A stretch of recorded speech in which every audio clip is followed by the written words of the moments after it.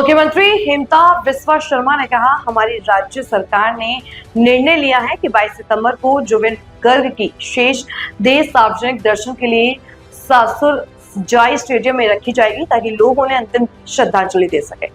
उनकी अंतिम संस्कार 23 सितंबर को होगा। इसके चलते हमारे कई आधिकारिक कार्यक्रमों को पूर्ण निर्धारित किया गया है ताकि इस व्यवस्था को सुगम बनाया जा सके। बहु लोके जुबिनक शेष दर्शনৰ বাবে আগ্ৰহী। সেইকাৰণে অহাকালিও জুবিনক আমি ভোগেশ্বৰ বৰুৱা কমপ্লেক্সত ৰাখিবৰ বাবে সিদ্ধান্ত লৈছোঁ, যাতে ৰাইজে শেষ দৰ্শন কৰিব পাৰে। ইয়াৰ অৰ্থ এইটোৱে যে জুবিনৰ অন্তিম যাত্ৰা 23 তাৰিখে অনুষ্ঠিত হ'ব।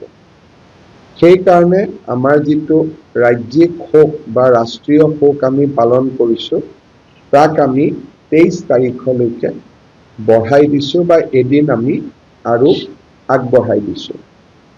ইয়াৰ ফলত ৰাজ্য চৰকাৰে পূৰ্বে নিৰ্ধাৰিত কৰি থকা মহিলা উদ্যমিতা যোজনাৰ সভা, অৰুণোদয় সভা, লাঞ্চ ডিনাৰ যিমান 23-24 আমাৰ শিডিউল হৈ আছিল, এই গোটেইবোৰ এতিয়া ৰিচিডিউল হ'ব আৰু ৰিচিডিউল ডেটসমূহ আমি ৰাইজক অৱগত কৰিম।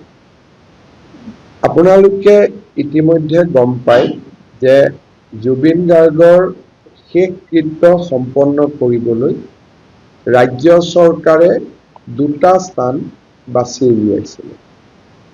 আমাৰ এটা মনত ধাৰণা